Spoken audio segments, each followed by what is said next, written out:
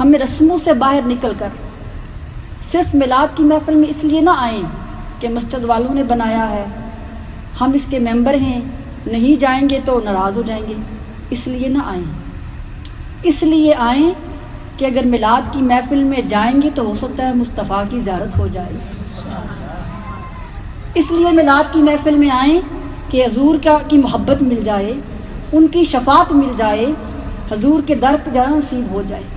جب یہ نیت لے کر آئیں گے، دیکھیں جیسا ہم بیج بوتے ہیں ویسا ہی پھل نکلتا ہے نا، جیسا درخت لگاتے ہیں ویسا ہی پھل ملتا ہے۔ اگر بیج ہی ہم دنیا کی چاہتوں کا لگائیں گے، اگر بیج ہی دنیا داری کا بوئیں گے تو پھل محبت مصطفیٰ ملے گی۔ اگر بیج ہی دکھلاوے کا لگائیں گے کہ انتظامیہ کو دکھانا ہے کہ ہم آئے ہوئے تھے تو ہم آگے، انہوں نے دیکھ لیا، ہمارے آنے کا اجر تو پھر پورا ہو گیا نا۔ اس لیے کسی بھی محفل میلاد میں جائیں، کسی نے بھی ارینج کی ہو، نیت کے اندر اخلاص ہونا چاہیے، نیت کے اندر ایک طلب ہونی چاہیے، نیت کے اندر ایک دعا ہونی چاہیے، کیونکہ یہ محافل جہاں پر بہت سارے لوگ اکٹھے بیٹھ مل کر جب اللہ اس کے رسول کا ذکر کرتے ہیں تو اللہ رب ان کے لیے فرشتے بھیجتا ہے۔ النسوی میں حدیث مبارکہ لکھی ہے کہ آقا علیہ السلام نے فرمایا کہ دنیا میں جب کسی جگہ پر بھی میرا اور اللہ تعالیٰ کا ذکر ہوتا ہے، اللہ تعالیٰ فرشتوں کو زمین پر بھیجتا ہے۔ اللہ پاک نے بہت سے فرشتوں کو پیدا کیا ہے، ہر فرشتے کی اپنی اپنی ڈیوٹی ہے۔ جیسے جبرائیل علیہ السلام ہیں، ان کی ڈیوٹی وحی لے کر آنا ہے۔ میکائیل علیہ السلام ہیں، ان کی ڈیوٹی بارش برسانا ہے۔ اور اسرائیل علیہ السلام ہیں، ان کی ڈیوٹی جان نکالنا ہے۔ اسی طرح دو فرشتے ہمارے ہوئرے میں اسرے ہیں، جن کی ڈیوٹی ہمارا ریکارڈ لکھنا ہے، ایسے ہی ہے۔ اسی طرح اللہ پاک نے کچھ فرشتے ایسے بھیجے ہوئے ہیں جن کا مقصد صرف اور صرف دنیا میں سیر کرنا ہے، وزٹ کرنا ہے، گشت کرنا ہے۔ جب وہ وزٹ کرتے ہیں، جب وہ گشت کر رہے ہوتے ہیں تو جہاں جہاں اللہ کے اس کے رسول کے ذکر کی محفلیں سجی ہوتی ہیں، وہ فرشتے اس محفل میں آ جاتے ہیں۔ اس محفل میں آقا علیہ السلام نے فرمایا وہ درود پڑھنے والوں کے ساتھ مل کر درود پڑھتے ہیں، اللہ کا ذکر کرنے والوں کے ساتھ مل کر اللہ کا ذکر کرتے ہیں، اور اپنے نورانی پر مار مار کے اس محفل کو نور سے بھر دیتے ہیں۔ اور پھر جب وہ اللہ کی بارگاہ میں واپس جاتے ہیں تو اللہ ان سے پوچھتا ہے کہاں گئے تھے؟ تو وہ کہتے ہیں باعث اللہ تو نے تو زمین پر بھیجا تھا، ہم زمین پر گئے تھے۔ تو اللہ پوچھتا ہے بتاؤ میرے بندے کیا کر رہے تھے؟ کیا اللہ خود نہیں جانتا؟ بتائیں، جانتا ہے نا، وہ ہمارے بارے میں سب کچھ جانتا ہے، پھر فرشتوں سے کیوں پوچھ رہا ہے کہ بتاؤ میرے بندے کیا کر رہے تھے، حالانکہ وہ خود بھی جانتا ہے۔ تو فرشتے جواب میں کہتے ہیں باری تعالیٰ ہم زمین پر گئے، دیکھا تیرے بندے جگہ جگہ تیرے اور تیرے محبوب کی محفلیں سجا کر بیٹھے تھے۔ اللہ تعالیٰ ان سے پوچھتا ہے وہ جو محفل میں آئے تھے وہ کیا مانگ رہے تھے؟ تو فرشتے کہتے ہیں باری تعالیٰ وہ جو محفل میں آئے تھے وہ سب تجھ سے اپنے گناہوں کی معافی مانگ کر تجھ سے جنت مانگ رہے تھے، اور اپنے گناہوں کی معافی مانگتے ہوئے دوزخ سے پناہ مانگ رہے تھے۔ تو پھر اللہ تعالیٰ ان سے پوچھتا ہے وہ جو مجھ سے جنت مانگ رہے تھے کیا انہوں نے جنت دیکھی ہے؟ تو فرشتے کہتے ہیں نہیں۔ پھر پوچھتا ہے رب کیا انہوں نے دوزخ دیکھی ہے؟ کہتا ہے نہیں۔ تو پھر فرشتے کہتے ہیں باری تعالیٰ انہوں نے نہ تجھے دیکھا، نہ تیرے مصطفیٰ کو دیکھا، نہ تیری جنت دیکھی، نہ تیری دوزخ دیکھی۔ باری تعالیٰ نہ انہوں نے فرشتوں کو دیکھا، نہ وحی اترتی دیکھی۔ باری تعالیٰ بن دیکھے وہ تجھ سے تجھی کو مانگ رہے تھے، وہ تجھ سے جنت مانگ رہے تھے۔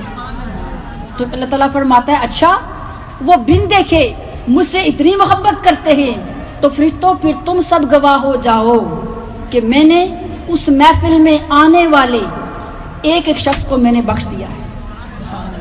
تو یہ محافل ہمارے گناہوں کی بخشش کا ذریعہ بن سکتی ہیں اگر ہم گناہوں کو بخشوانے آئیں، اگر ہم توبہ کی نیت لے کر آئیں، اگر ہم آقا علیہ السلام کی بارگاہ میں قربت اور محبت کی نیت لے کر آئیں تو پھر وہ قربت بھی ملے گی، وہ محبت بھی ملے گی۔ اللہ رب العزت نے قرآن مجید کی سورہ الم نشرہ میں ارشاد فرمایا وَرَفَعْنَا لَكَ ذِكْرَكَ، اے نبی مکرم صلی اللہ علیہ وآلہ وسلم، ہم نے آپ کی خاطر آپ کا ذکر اتنا بلند کیا کہ دنیا اور آخرت کی ہر جگہ میں آپ کا ذکر کر دیا۔ اور قرآن مجید کی سورہ البقرہ آیت نمبر 253 میں ارشاد فرمایا تِلْكَ الرُّسُلُ فَضَّلْنَا بَعْضُهُمْ عَلَى بَعْضٍ مِّنْهُمْ مَنْ كَلَّمَ اللَّهُ وَرَفَعَ بَعْضُهُمْ دَرَجَاتٍ، یہ سب رسول جو ہم نے دنیا میں بھیجے ہیں، ہم نے ان میں سے بعض کو بعض پر فضیلت دی ہے، اور پھر کہا ان میں سے کسی سے اللہ نے کلام کیا ہے اور کسی کے درجات اتنے بلند کر دیے ہیں کہ اسے محمد مصطفیٰ بنا دیا ہے۔ تو قرآن مجید میں اللہ رب العزت خود اپنے نبی کی شان بیان کر رہا ہے، فرما رہا ہے وَرَفَعْنَا لَكَ ذِكْرَكَ، اے مصطفیٰ ہم نے آپ کی خاطر آپ کا ذکر اتنا بلند کر دیا ہے کہ جب جب میرا ذکر ہوگا اے مصطفیٰ آپ کا ذکر بھی ساتھ ہوگا، اذانیں ہوں گی میرے ذکر کے ساتھ محمد مصطفیٰ بھی ہوگا، لوگ نمازیں پڑھیں گے اے مصطفیٰ جب تک آپ پر درود نہیں پڑھیں گے میں ان کی نماز ہی قبول نہیں کروں گا۔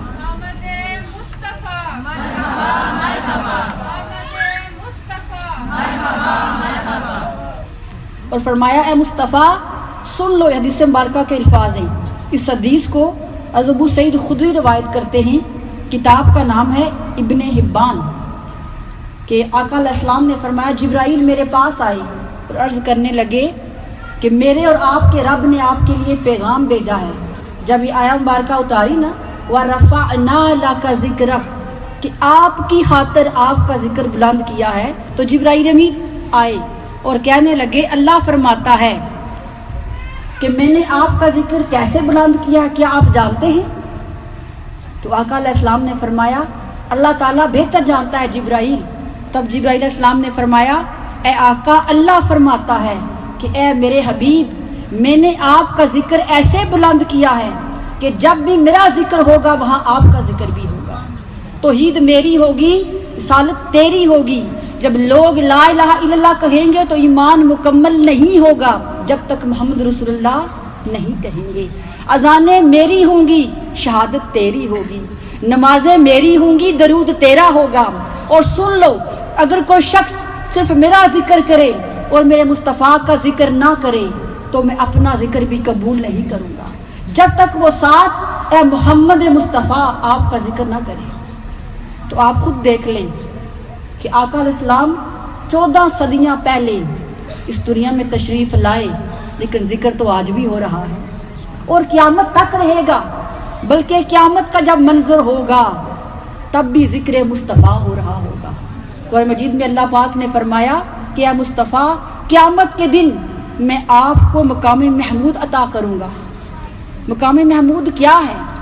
مقام محمود اللہ تعالیٰ اپنی شان کے مطابق جب ساری امتیں اپنے اپنے نبیوں کے سامنے کھڑی ہو جائیں گی، جب حساب کتاب ہونے شروع ہو جائے گا تو اللہ پاک اپنی شان کے مطابق اپنی قدرت کے مطابق آسمان دنیا پر اس محشر کے میدان میں جلوہ افروز ہوگا اور اپنے دائیں جانب ایک کرسی بچھوائے گا، اس کرسی کا نام ہے مقام محمود۔ اس کرسی کے اوپر آقا علیہ السلام کو بٹھائے گا۔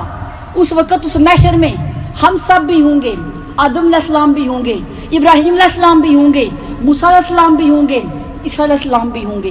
ہر نبی اپنی اپنی امت کو لے کے وہاں کھڑا ہوگا۔ اب دیکھیں پہلے سب سے پہلے کون نبی آئے؟ کون آئے؟ حضرت آدم علیہ السلام۔ تو ہونا تو یہ چاہیے نا کہ جو پہلے بھیجے گئے ہیں آغاز ان سے کیا جائے۔ دیکھیں ہم دنیا دار لوگ ہیں، ہم بھی کہتے ہیں فرسٹ کم فرسٹ، جو پہلے آتا ہے وہ پہلے پاتا ہے، ایسے ہی ہے۔ تو قیامت کے دن بھی ایسے ہی ہونا چاہیے نا کہ پہلے آدم علیہ السلام آئے، ان کی امت کا حساب پہلے ہونا چاہیے، ان کے بعد نوح علیہ السلام آئے، نوح علیہ السلام کی امت کا حساب ہونا چاہیے، ان کے بعد ابراہیم علیہ السلام آئے، ابراہیم علیہ السلام کی امت کا حساب ہونا چاہیے، جس ترتیب سے نبی آئیں اس ترتیب سے ان کی امتوں کا حساب ہونا چاہیے۔ لیکن یہ دنیا داری نہیں، یہ اللہ کی مجلس کا معاملہ ہے۔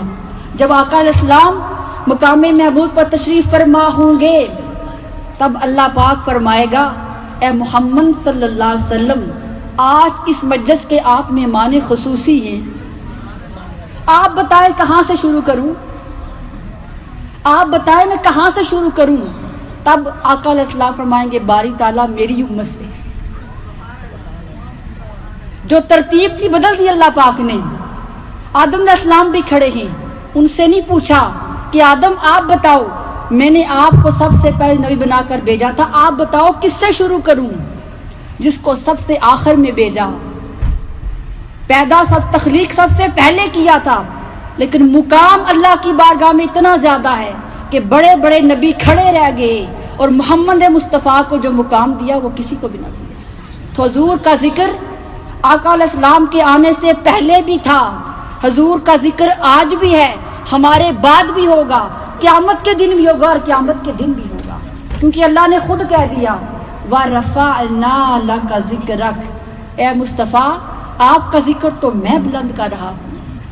اکثر ہم اہل سنت کے اوپر ایک فتویٰ لگتا ہے کہ ہم حضور کا ذکر بہت بڑا چڑھا کے پیش کرتے ہیں، ہم مبالغہ کرتے ہیں، حقیقت وہ نہیں ہوتی جو بیان کرتے ہیں۔ اکثر یہ دبا لگتا ہے، میں جب سے اسٹوڈنٹ لائف کے بعد اس فیلڈ میں آئی ہوں تب بھی سنتی آ رہی ہوں۔ دیکھیں بڑھایا کس چیز کو جاتا ہے؟ جس کی کوئی لمٹ ہو، ایسے ہی ہے نا، اس ہال میں ہم بیٹھے ہیں، اس کی ایک لمٹ ہے، اگر بہت سارے لوگ آ جائیں، یہ ہال فل بھر جائے اور ہم کہیں کہ باہر کرسیاں لگا لیتے ہیں تو اب لمٹ سے باہر چلے گئے نا، یا دوسری تیسری منزل بھی اس کی ہو تو اس پہ بھی ہم لوگوں کو بٹھا لیں تو ہم کہہ سکتے ہیں کراس ہو گیا ہے، اوور کراؤڈ ہال ہو گیا ہے، ایسے ہی ہے نا، کیونکہ اس کی ایک لمٹ ہے۔ اب آپ دیکھیں کہ جن کا ذکر اللہ کر رہا ہے کیا اس کی کوئی لمٹ ہے؟ اور دیکھیں ہر بندے کے لیے لمٹیشن ڈیفرنٹ ہے۔ آپ سب یہاں پہ بیٹھے ہیں، آپ کے لیے بلندی اور طرح سے نظر آ رہی ہے، ایسے ہی ہے، میں چیئر پہ بیٹھی ہوں، میں آپ سے بلند ہوں، ایسے ہی ہے، کیا مجھ سے کوئی بلند ہے؟ بتائیں، ہے نا؟ اگر کوئی بندہ اس اسٹیج پہ بیٹھا ہو تو مجھ سے اوپر ہو گیا نا، اور کوئی بندہ اگر کوئی ہمالیہ پہ چڑھ جائے تو وہ سب سے اوپر ہو جائے گا۔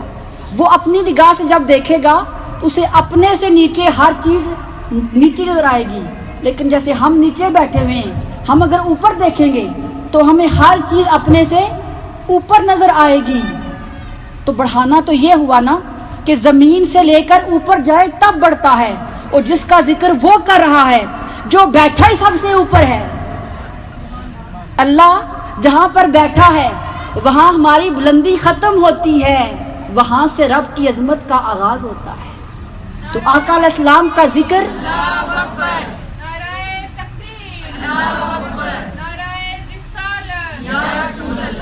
حضور کا ذکر ہم بڑھا سکتے ہی نہیں، کیونکہ ہماری بھی ایک لمیٹیشن ہے، ہماری بھی ایک حد ہے، اس حد کے آگے ہم نہیں جا سکتے۔ لیکن ذکر مصطفیٰ تو شروع وہاں سے ہو رہا ہے جہاں پہ کوئی حد ہی نہیں، جہاں پہ ہماری حدیں ختم ہو رہی ہیں، جہاں پہ ہمیں سٹاپ لگ رہا ہے، وہاں سے ذکر مصطفیٰ سٹارٹ ہو رہا ہے، اور اللہ کہہ رہا ہے اے مصطفیٰ میں نے آپ کا ذکر آپ کی خاطر بلند کیا ہے۔ تو سوچے جو اللہ سب سے اوپر آسمانوں پہ بیٹھا ہے وہ ذکر کو نیچے لے کے آ رہا ہے یا اوپر لے کے جا رہا ہے؟ وہ بلند کر رہا ہے، کیونکہ اللہ تعالیٰ کی اپنی شان ہے، وہ اپنی شان کے مطابق اپنی قدرت کے مطابق مصطفیٰ کا ذکر کر کے آپ کی شان کو بڑھا رہا ہے۔ اور پھر قرآن مجید میں ہی کہا، سورہ ال عمران، میں آپ کو قرآن مجید کے حوالے اس لیے دے رہی ہوں، یہ بات میں آپ سب کے سامنے اس لیے کہہ رہی ہوں، ہمارا عقیدہ بہت مضبوط اور بہت اچھا ہے، لیکن ہمیں بیان کرنا نہیں آتا۔ ہم محبت میں کامل ہیں لیکن علم میں کمزور ہیں۔ جب پوچھا جاتا ہے بتاؤ کہاں لکھا ہے میلاد مناتے ہو، تو ہم کہتے ہیں ہمیں نہیں پتا، ہمارے تو ماں باپ مناتے اس لیے ہم مناتے ہیں۔ وہ پوچھتے ہیں فلاں کام کرتے ہو کہاں قرآن میں لکھا ہے، تو ہمارے پاس کوئی جواب نہیں ہوتا دینے کے لیے۔ اس لیے آج آپ کو قرآن یہ پڑھتے ہیں آپ سب، قرآن کی آیتیں بتا رہی ہوں کہ ہم جو آقا کا میلاد کرتے ہیں، جو حضور کی نعتیں پڑھتے ہیں، ان کی شان بیان کرتے ہیں، یہ بدعت نہیں، یہ تو قرآن ہے، یہی تو قرآن کہہ رہا ہے۔ یہ قرآن حضور کی نعتیں پڑھتا ہے، قرآن حضور کی زلفوں کے تذکرے کرتا ہے، خود کا یاسین والقرآن الحکیم، پھر کہا یا ایھا المدثر، اے کملی اوڑھنے والے مصطفیٰ، پھر کہا واللیل اذا سجا، اے مصطفیٰ تیری ان زلفوں کی قسم جب وہ سج کے شانوں پہ لہرانے لگتی ہیں۔ یہ نعتیں کون پڑھ رہا ہے؟ یہ قرآن پڑھ رہا ہے۔ پھر کہا یا ایھا المدثر، اے رات کے اندھیرے میں چادر اوڑھنے والے مصطفیٰ۔ تو قرآن خود حضور کا نعت خواں ہے، قرآن خود حضور کی نعتیں پڑھتا ہے۔ اور پھر حضور کی تو زبان عربی تھی، جس ملک میں آپ تشریف لائے وہ عربی زبان تھی، لیکن حضور سب زبانیں جانتے ہیں۔ جس زبان میں بھی آپ کی آقا علیہ السلام کی تعریف کریں، اللہ بھی ساری زبانیں جانتا ہے، حضور بھی سب زبانیں جانتے ہیں۔ اس لیے دل کھول کر حضور کا ذکر کیا کریں، دل کھول کر حضور کی نعتیں پڑھا کریں۔ جو فتوے لگاتے ہیں ان کو لگانے دیں۔ ان کے لیے قرآن نے کہا سم بکمن امی فہم لا یرجعون، ان کے دلوں پہ مورے لگا دی ہیں، ان کے کانوں پہ تالے لگا دیے ہیں، ان کی آنکھوں پہ پردے ڈال دیے ہیں، حق دیکھ کر بھی ان کو حق نظر نہیں آئے گا، سچائی سن کر سچائی نہیں لگے گی، ان کا دل سچائی کو تسلیم نہیں کرے گا۔ اس لیے جب حضور کے ذکر کی بات آئے، جب حضور کے نام کی بات آئے، سارے شرم چھوڑ دیں، ساری حدیں توڑ دیں، بلکہ مصطفیٰ کا ذکر ایسے کریں کہ وہ جو فرشتے، جب اللہ پاک نے آدم کو بنایا تھا تو فرشتوں نے کہا تھا باری تعالیٰ آدم کیوں پیدا کر رہے ہو، یہ تو زمین پر جا کر فساد کرے گا۔ سورہ البقرہ کو پڑھ کے دیکھیں، زمین پر فساد کرے گا، خون ریزیاں کرے گا، کیا تیری عبادت کے لیے ہم کافی نہیں تھے؟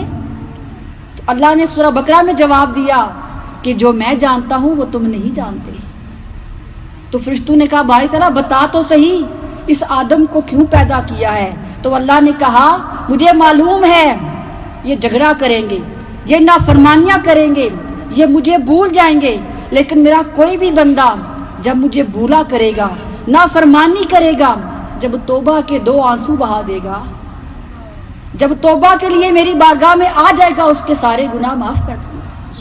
اس لیے حضور کا ذکر اس انداز میں کریں کہ فرشتوں کو بھی ہم پر اشک آئے، فرشتے بھی ہماری محفلوں میں آنا چاہیں کہ حضور کے عاشقوں کی محفل ہے۔ تو قرآن مجید کو اگر محبت سے پڑھ کر دیکھیں تو پورا قرآن مجید آقا علیہ السلام کی نعت ہی ہے۔ اب اللہ کا اپنا انداز ہے حضور کا ذکر کرنے کا، وہ رب ہے نا، اس کے برابر کوئی ہو سکتا ہے؟ کوئی نہیں ہو سکتا۔ اور اللہ تعالیٰ نے سب نبیوں کو پیدا کیا، سب رسولوں کو پیدا کیا، لیکن قرآن نے کہا کہ رسول سارے بنائے لیکن کچھ کو کچھ پہ فضیلت دے دی، نبی سارے بنائے لیکن ہر نبی کو رتبہ برابر کا نہیں دیا۔ آج یہ بھی کہا جاتا ہے سب برابر ہیں، اسلام سب کو برابر کر دیا ہے۔ اور اس کنسپٹ کو بھی سمجھ لیں کہ برابری کسے، اسلام نے کون سی برابری دی ہے؟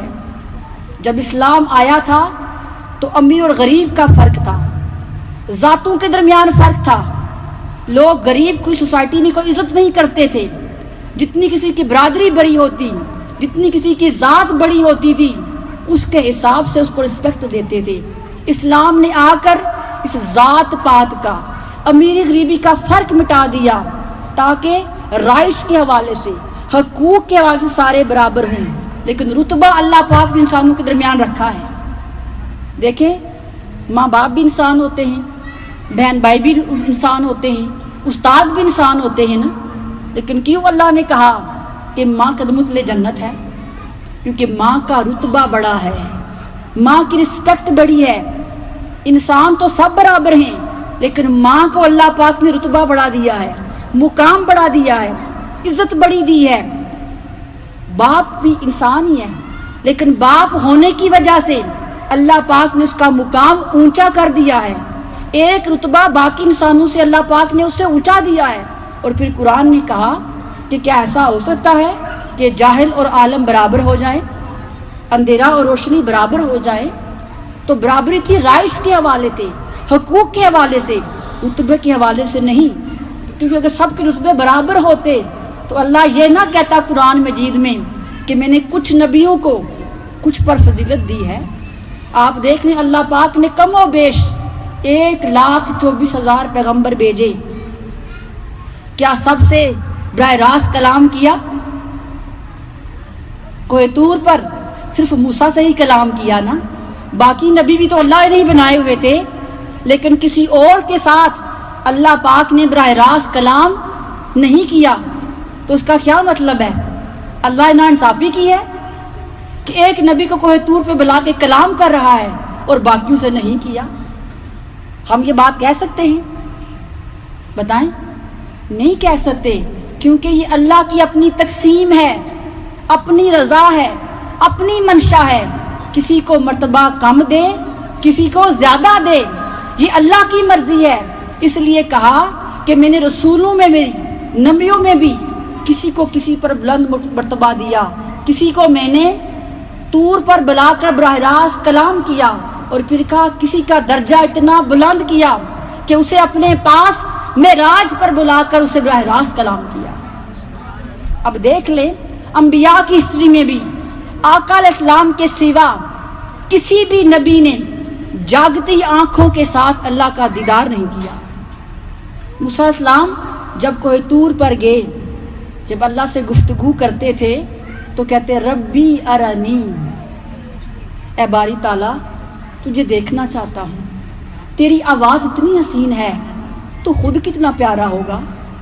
تو اللہ پاک نے فرمایا لن ترانی، اے موسیٰ تو مجھے دیکھ نہیں سکتا۔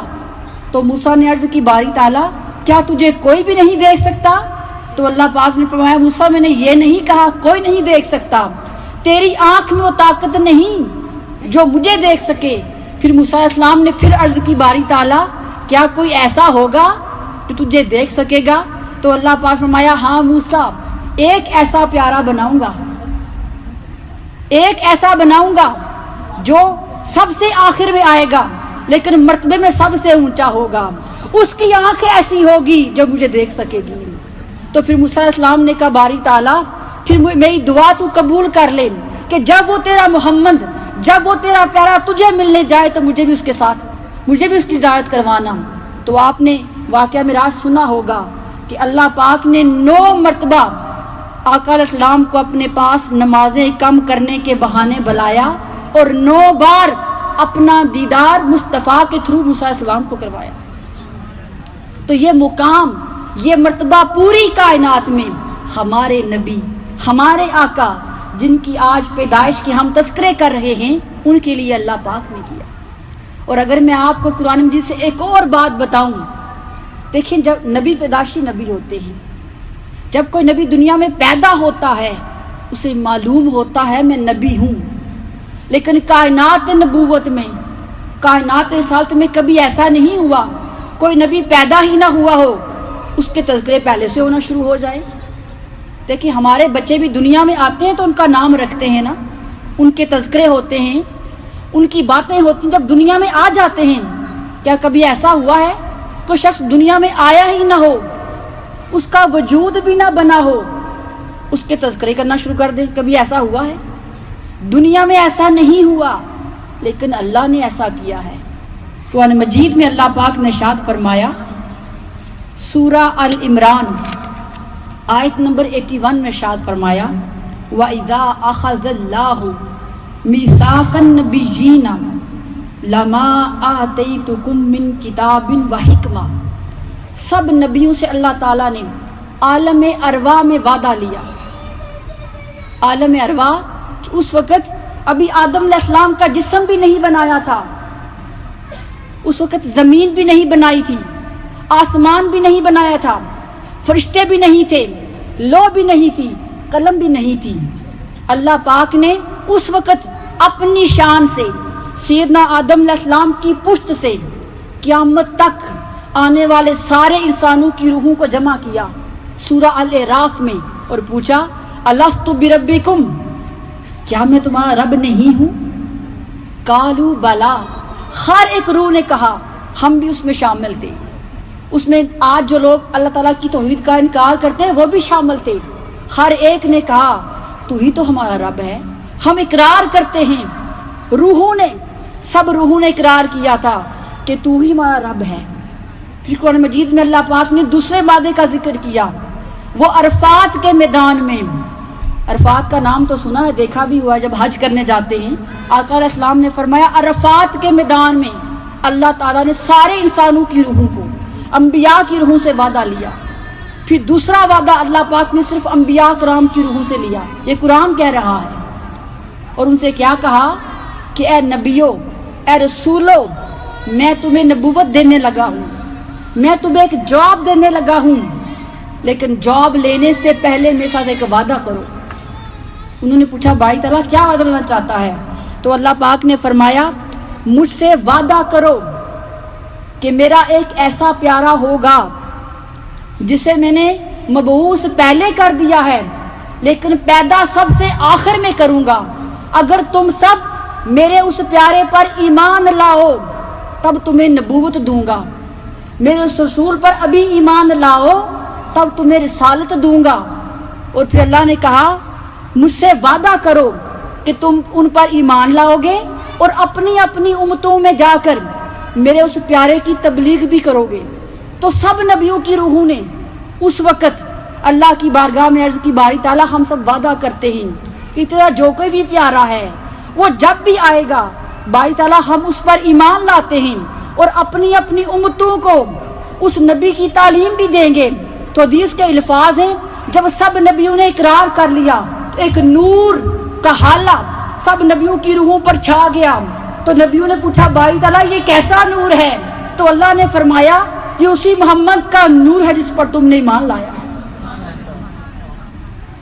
تو آقا علیہ السلام کا تذکرہ دنیا بننے سے پہلے بھی تھا، بلکہ حضرت جابر بن سمرہ آقا علیہ السلام کے صحابی ہیں، وہ روایت کرتے ہیں کہ سب صحابہ بیٹھے تھے تو آقا علیہ السلام سے پوچھا گیا یا رسول اللہ صلی اللہ علیہ وسلم اللہ تعالیٰ نے آپ کو کب پیدا فرمایا تھا؟ تو آقا علیہ السلام نے فرمایا ایک کتاب ہے میرے پاس شمائل مصطفیٰ، اس کے اندر ساری ڈیٹیل موجود ہے۔ آقا علیہ السلام کے بچپن سے لے کر پیدائش سے لے کر ہر تذکرہ شمائل مصطفیٰ میں موجود ہے۔ تو آقا علیہ السلام نے فرمایا اے جابر، اللہ تعالیٰ نے مجھے اس وقت ابھی بنایا تھا ابھی آدم جسم اور روح کے درمیان موجود تھی۔ دوسری حدیث میں فرمایا ابھی آدم کا جسم مٹی سے گوندا نہیں گیا تھا، میں تو اس وقت سے بھی نبی تھا۔ اور پھر فرمایا اے جابر، اللہ تعالیٰ نے سب سے پہلے اپنے نور سے تیرے نبی کا نور پیدا کیا، پھر اس نور کے 4 حصے کیے۔ ایک حصے سے اللہ پاک نے عرش بنایا، ایک حصے سے اللہ پاک نے قلم بنائی، ایک حصے سے اللہ پاک نے فرشتے بنائے، اور ایک حصے سے اللہ پاک نے یہ ساری کائنات بنائی۔ اسی لیے جب مصطفیٰ اس جہان کر چھوڑ کر اس جہان میں گئے تھے تو یہ کائنات رک گئی تھی۔ اور آقا علیہ السلام نے فرمایا جب میں اپنی ماں کے پیٹ میں تھا تو عرش پر چلنے والے قلم کی آواز سنا کرتا تھا، کیونکہ قلم کو بنایا ہی نور مصطفیٰ سے گیا تھا، فرشتوں کو بنایا ہی نور مصطفیٰ سے گیا ہے، عرش کو بنایا ہی نور مصطفیٰ سے گیا ہے، اور یہ کائنات بھی آقا علیہ السلام کی خاطر بنائی گئی ہے۔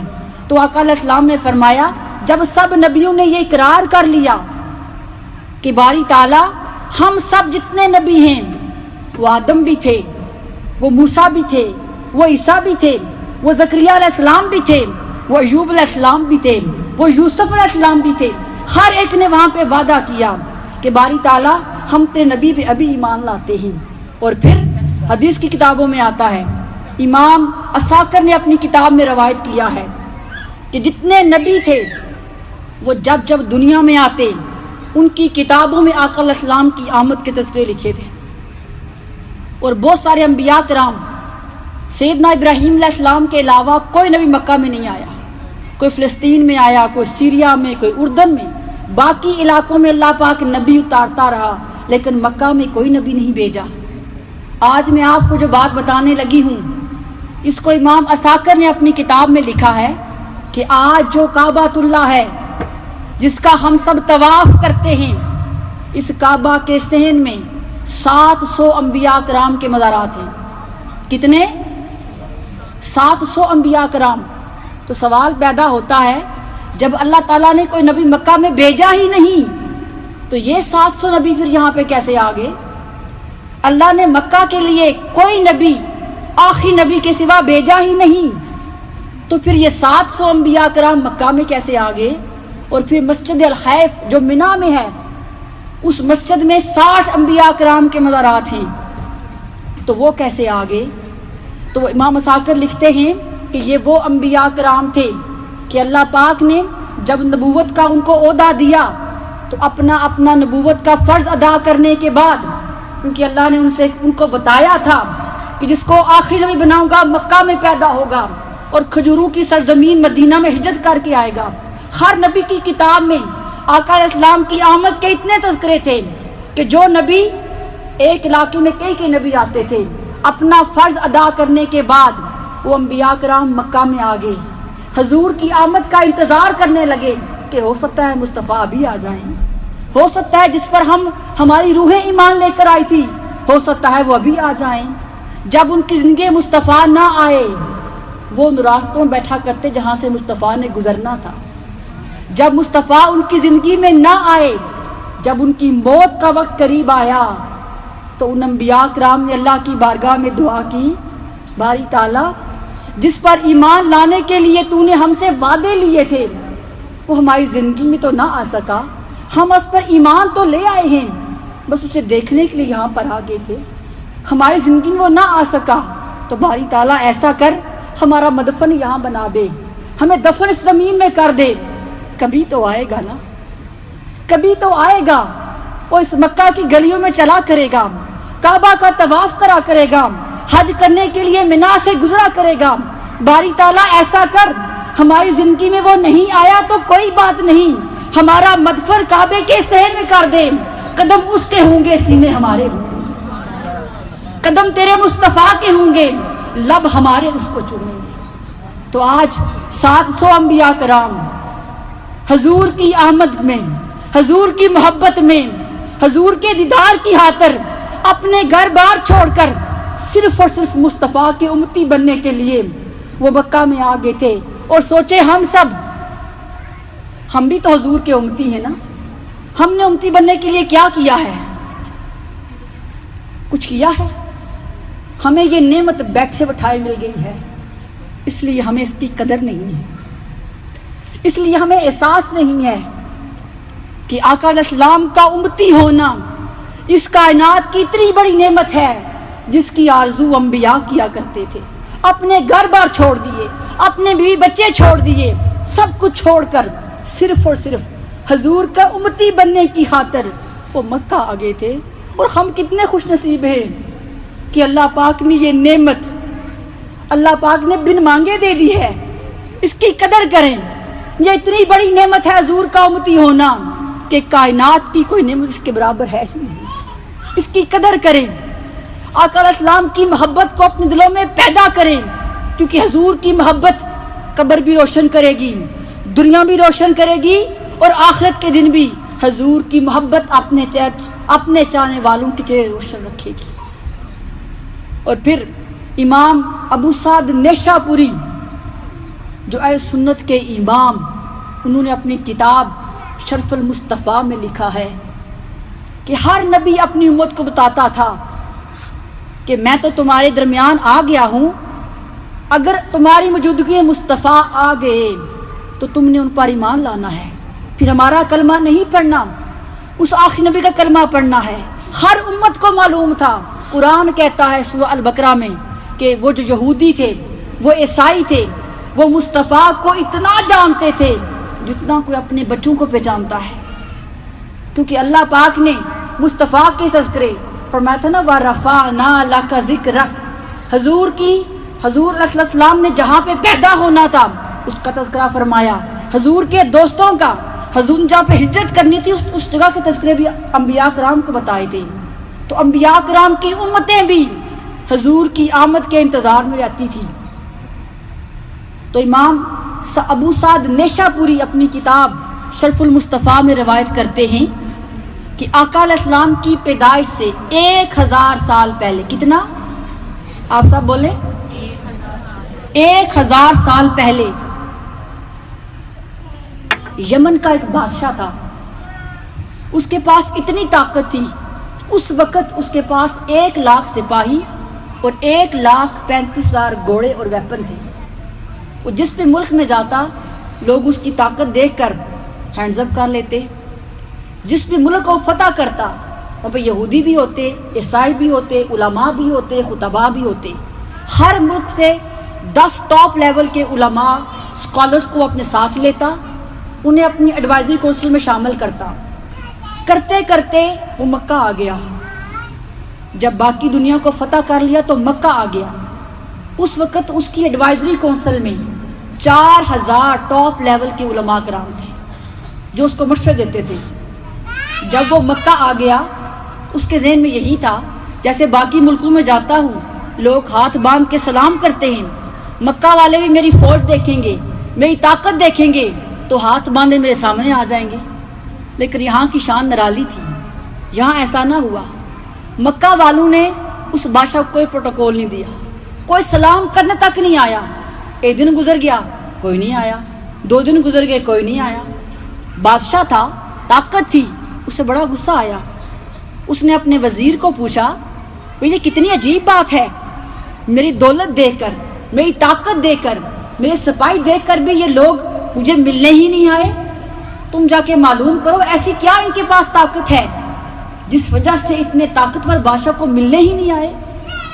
تو وزیر جا کر معلوم کیا، اسے لوگوں نے بتایا کہ مکہ والے ان سویلائزڈ ہیں، ان کو ملنے جلنے کے ایٹیکیٹ نہیں آتے، اور دوسری بات ان کے پاس ایک گھر ہے جسے کعبہ کہتے ہیں، اس گھر کی یہ بہت تعظیم کرتے ہیں، اس گھر کی وجہ سے کسی کو خاطر میں نہیں لاتے۔ تو وزیر نے آ کے بادشاہ کو جب یہ بات بتائی کہ مکہ والوں کے پاس ایک گھر ہے، اس گھر کی وجہ سے کسی کی رسپیکٹ نہیں کرتے، کیونکہ وہ بادشاہ تھا، اتنی فوج تھی، اس نے اپنے دل میں ارادہ کیا کہ کل میں مکہ پہ اس گھر کو گرا دوں گا اور اس مکہ کے رہنے والے ایک ایک فرد کو میری رسپیکٹ نہ کرنے پہ قتل کر دوں گا۔ ابھی اس نے یہ ارادہ کیا تھا، پلاننگ کی تھی، ابھی فوج کو نہیں بتایا تھا کہ اس کے سر سے اتنا شدید درد اٹھا کہ اس کی جان نکلنا شروع ہوگی، اس کی آنکھوں سے، اس کے ناک سے، اس کے منہ سے اتنا گندا اسمیل والا پانی نکلنا شروع ہوا، کوئی شخص اس کے پاس بیٹھنا گوارا نہیں کرتا تھا۔ وہ خود بھی حیران تھا ایسا کیا ہو گیا ہے، چونکہ اس کے پاس ٹاپ لیول کے ڈاکٹرز تھے، اسکالرز تھے، ہر کسی نے آ کے اس کا علاج کیا، لیکن نہ اس کے درد میں فرق پڑا اور نہ وہ گندا پانی آنا بند ہوا۔ بادشاہ پریشان، فوج پریشان کہ ایسا کیا ہو گیا ہے۔ جو 4000 علماء کرام تھے ان کا ایک لیڈر تھا جسے رئیس العلماء کہتے تھے، سب علماء کا لیڈر، ٹاپ لیول کا، عالم بھی تھا، زاہد بھی تھا، اس کے پاس کتاب کا علم بھی تھا اور آقا علیہ السلام کی آمد کے بارے میں بہت جانتا تھا۔ وہ اس بادشاہ کے پاس آیا اور آ کر کہنے لگا بادشاہ سلامت، میں آپ سے اکیلے ملنا چاہتا ہوں لیکن میری 2 شرطیں ہیں، جو میں کہوں گا وہ ماننا پڑے گا اور جیسا کہوں گا کرنا پڑے گا۔ اب بادشاہ کی جان پہ بنی ہوئی تھی، سر میں اتنا درد تھا، ناک اور منہ سے پانی بہ رہا تھا، اس نے کہا جیسا کہو گے ویسا کروں گا، بس میں اس عذاب سے جان تھا۔ اس رئیس العلماء نے کہا بادشاہ سلامت، کہیں آپ نے دل میں یہ تو نہیں سوچا کہ میں اس گھر کو گرا دوں؟ تو بادشاہ نے کہا میں نے تو یہ بھی سوچا تھا اس گھر کو بھی گراؤں گا، یہاں کے رہنے والوں کو بھی مار دوں گا۔ تو بادشاہ نے کہا، اس رئیس العلماء نے کہا بادشاہ سلامت، آپ کی مرض زمینی نہیں آسمانی ہے۔ اس نے کہا کیسے؟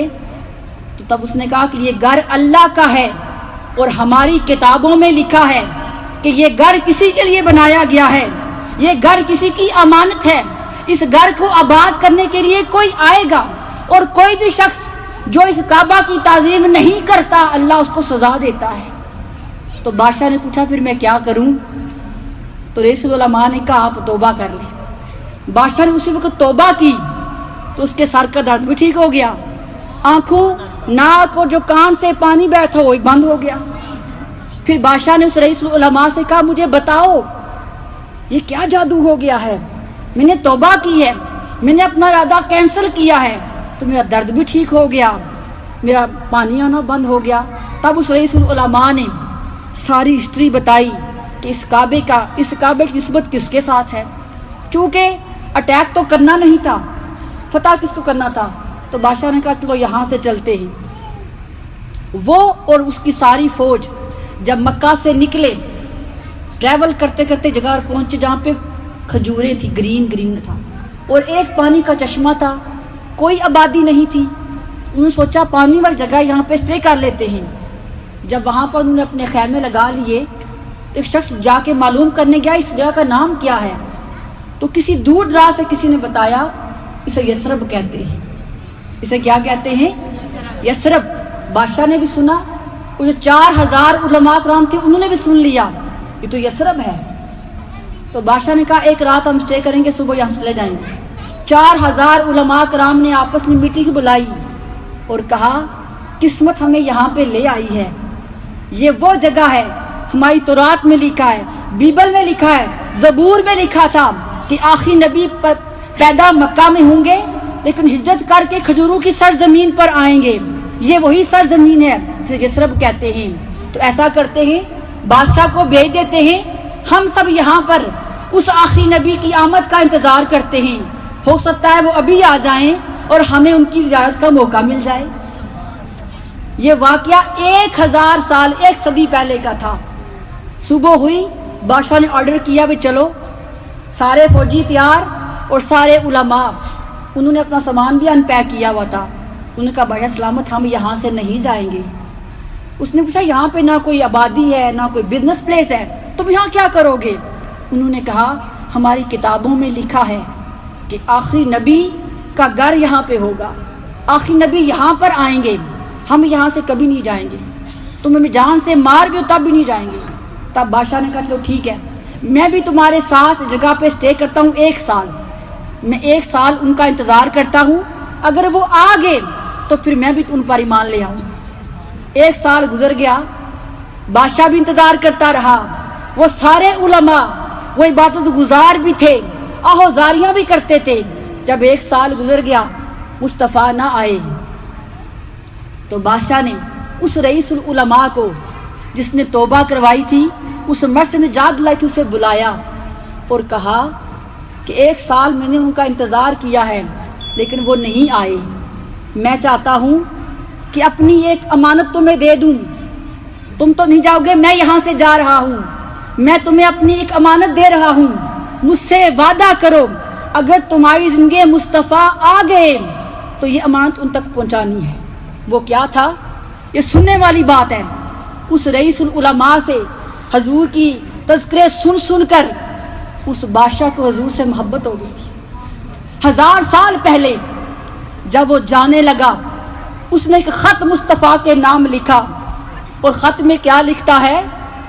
اے اللہ کے نبی، میں نے آپ کا 1 سال یہاں پہ انتظار کیا، آپ نہیں آئے، تو میں اللہ کو گواہ بنا کے کہتا ہوں کہ آپ ایسے نبی ہیں کہ میں آپ کا وہ امتی ہوں جو آپ کے آنے سے پہلے آپ پر ایمان لاتا ہوں۔ نبی دنیا میں آتے ہیں تو لوگ ان پر ایمان لاتے ہیں، لیکن یا رسول اللہ صلی اللہ علیہ وسلم میں آپ کا پہلا وہ امتی ہوں کہ ابھی آپ دنیا میں تشریف لائے ہی نہیں، میں آپ کا امتی بن گیا ہوں۔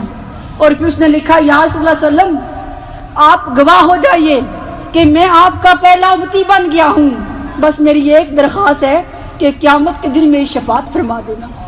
یہ خط لکھ کر اس نے رئیس العلماء کے حوالے کیا اور ساتھ یہ بھی کہا کہ اگر تمہاری زندگی مصطفیٰ نہ آئے اپنے نسل کو دے دینا اور اپنے نسل سے وعدہ لینا، اس خط کو نسل در نسل ٹرانسفر کرتے جائیں، جس کی موجودگی مصطفیٰ آئیں میرا یہ خط دینا ہے۔ اب چونکہ 4000 علماء تھے، کوئی آبادی نہیں تھی، اس بادشاہ نے 4000 گھر جو مدینہ میں جو یہودیوں کے گھر تھے نا، وہ اس بادشاہ نے بنا کے دیے تھے۔ 4000 گھر اس نے ان 4000 علماء کرام کو بنا کے دیے تھے جو اس جگہ پہ رہنے کے لیے تیار ہو گئے تھے۔ اور پھر جب آقا علیہ السلام کی آمد ہوئی حضور مکہ میں آئے، مدینہ والوں کو خبر ہو گئی، مدینہ کے لوگ ایمان لے کر آئے۔ پھر وقت آیا مائگریشن کا، جب آقا علیہ السلام نے مکہ سے مدینہ مائگریشن کے لیے آغاز کیا تو وہ جو خط تھا جو اس رئیس علماء سے 1000 سال سے چلتا وہ امانت جو مصطفیٰ کی تھی وہ کسی کے پاس موجود تھی، وہ عبد الرحمن بن عوف کے پاس آئے اور آ کر بتایا کہ ہمارے پاس اس آخری نبی کی ایک امانت ہے، تو آپ کا کیا خیال ہے کہ جب وہ مدینہ آئیں تب دیں یا ان کو بھی پہنچا دیں؟ تو عبد الرحمن بن عوف نے کہا بہتر یہی ہے کہ مدینہ پہنچنے سے پہلے ان کی امانت پہنچا دیں۔ اور یہ وہ دور ہے جب نو انٹرنیٹ، نو موبائل فون، کچھ بھی نہیں تھا، کسی کو خبر نہیں ہوتی تھی، مہینوں تک پتہ چلتا تھا کچھ ہوا ہے۔ تو ایک شخص تھے ابو یعلا، ان کو خط دے کر بھیجا گیا، اگر مصطفیٰ مکہ میں ہوئے تو ان کو وہاں دینا، جہاں ملے یہ خط ان کو دینا۔ ابو یعلا آقا علیہ السلام پر ایمان تو لے آئے تھے لیکن دیکھا نہیں تھا، حضور نے کبھی پہلے ابو یعلا کو نہیں دیکھا تھا۔ اب ابو یعلا خط لے کر گئے، آقا علیہ السلام اور سیدنا ابوبکر صدیق مکہ سے بھی نکلے ہی تھے کہ ابو یعلا سے ملاقات ہو گئی۔ ابو یعلا نے دیکھا 2 نورانی چہرے، 2 حسین چہرے آ رہے ہیں، وہ رک گیا۔ ابو یعلا کی نگاہ جو ہی چہرہ مصطفیٰ پڑی وہ تکتا ہی رہ گیا، وہ تکتا ہی رہ گیا۔ کوئی اتنا حسین بھی ہو سکتا ہے، کوئی اتنا پیارا بھی ہو سکتا ہے، کسی کی زلفیں اتنی حسین بھی ہو سکتی ہیں، وہ تکتا ہی رہ گیا۔ حضور بھی اس کو دیکھنا شروع ہو گئے۔ اب پہلی ملاقات ہے، تب جب وہ دیکھتا ہی رہ گیا، اس کو یہ معلوم تھا کہ یہ محمد صلی اللہ علیہ وسلم ہے، بس ویسے ہی دیکھ رہا تھا۔ تب آقا علیہ السلام نے پوچھا کیا تم ابو یعلا ہو؟ اس نے کہا جی میں ابو یعلا ہوں، اور کہا کیا خط بھی لے کر آئے ہو؟ لوگ کہتے ہیں مصطفیٰ کو علم نہیں ہے، حضور نے کہا کیا خط بھی لے کر آئے ہو؟ وہ بڑا حیران ہوا، کہنے لگا آپ کی شکل اتنی حسین ہے، آپ جادوگر تو لگتے نہیں ہو، جادوگروں کی ایسی حسین صورت نہیں ہوتی، میں آپ کو نہیں جانتا کہ آپ کون ہیں، آپ پہلے مجھے بتائیں کہ آپ کو پتہ کیسے چلا کہ میرا نام ابو یعلا ہے اور میں خط لے کر آیا ہوں؟ تب حضور مسکرا پڑے، آقا علیہ السلام فرمایا میں محمد ہوں۔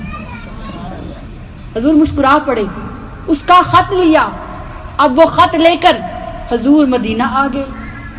اور آپ نے سنا ہے نا کہ مدینہ کے لوگوں نے، مدینہ کی بچیوں نے پھر حضور کا استقبال کیا تھا، دف بھی بجایا تھا، جلوس بھی نکالے تھے۔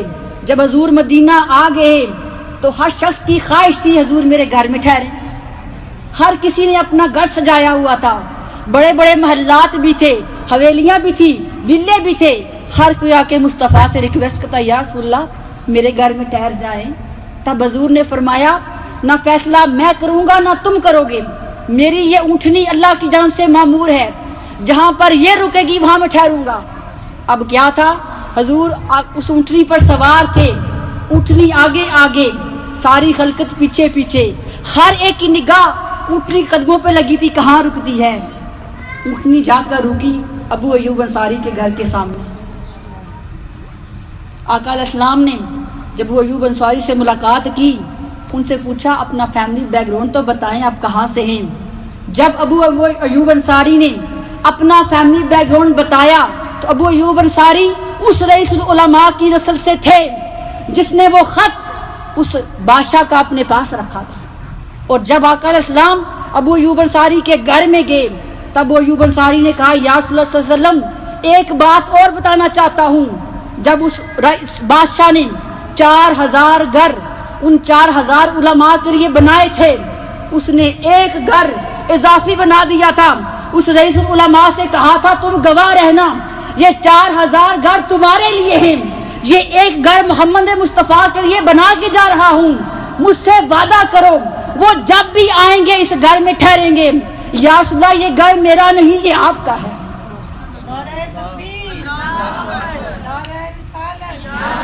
یہ وہ گھر ہے جو 4000 سال پہلے اس بادشاہ نے آپ کے لیے بنایا تھا، میں تو کیئر ٹیکر ہوں، میں تو اس کی حفاظت کرنے والا ہوں، میں تو اس کی نگرانی کرنے والا ہوں، یہ گھر کسی کا نہیں، یا رسول اللہ صلی اللہ علیہ وسلم 1000 سال سے یہ گھر آپ کے لیے بنا تھا۔ حضور مدینہ میں کسی گھر میں نہیں بلکہ اپنے گھر میں ٹھہرے تھے۔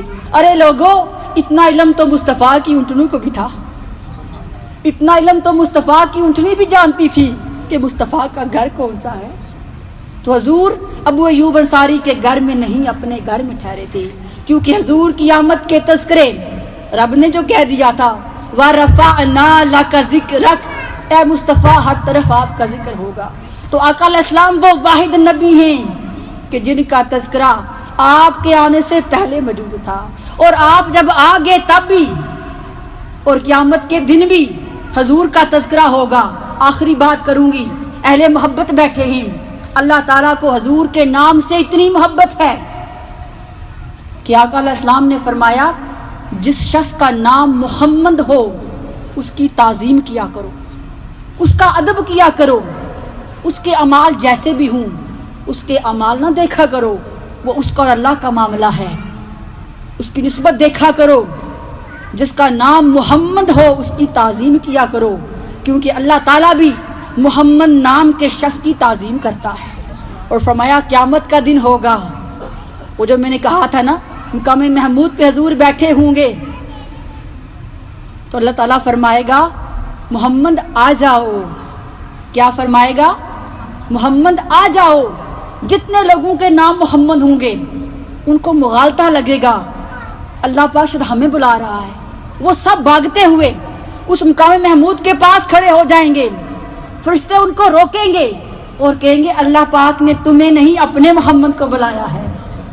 اللہ دیکھ رہا ہوگا جتنے لوگوں کے نام محمد تھے وہ سارے باغ کے آگے آگے ہیں، تو اللہ پاک فرشتوں سے پوچھے گا انہیں کیوں روک رہے ہو؟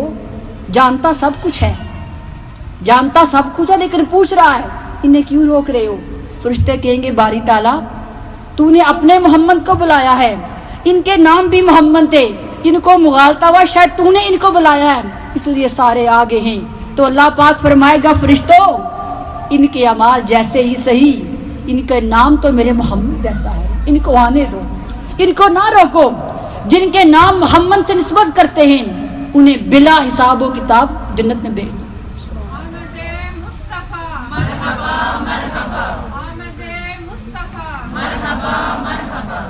تو عزیز ماں اور بہنوں، یہ اللہ تعالیٰ کے ہاں حضور کے نام کی برکت ہے۔ اور میں نے حدیث مبارکہ میں پڑھا کہ جس عورت کو چاہیے کہ مجھے بیٹا پیدا ہو، جب وہ گراوید ہو تو اپنے پیٹ پر انگلی سے محمد کا نام لکھا کرے اور نیت کرے کہ بیٹا پیدا ہوا تو محمد نام رکھوں گی، اللہ تعالیٰ حضور کے نام کے صدقے بیٹا عطا فرمائے۔ اللہ تعالیٰ کو حضور کے نام سے اتنی محبت ہے، نسبت والوں سے نہیں ہوگی۔ جو حضور سے محبت کرتے ہیں، جو حضور کا ادب کرتے ہیں، جو حضور کی خوشی میں محفل میلاد کرتے ہیں، کیا اللہ ان سے محبت نہیں کرتا؟ اللہ تو حضور کی نسبتوں کو، حضور کے نام والوں کو اگر بلا حساب و کتاب جنت میں بیچ سکتا ہے تو پھر حضور کی نعتیں پڑھنے والوں کا رتبہ کیا ہوگا، حضور کا میلاد من کا رتبہ کیا ہوگا۔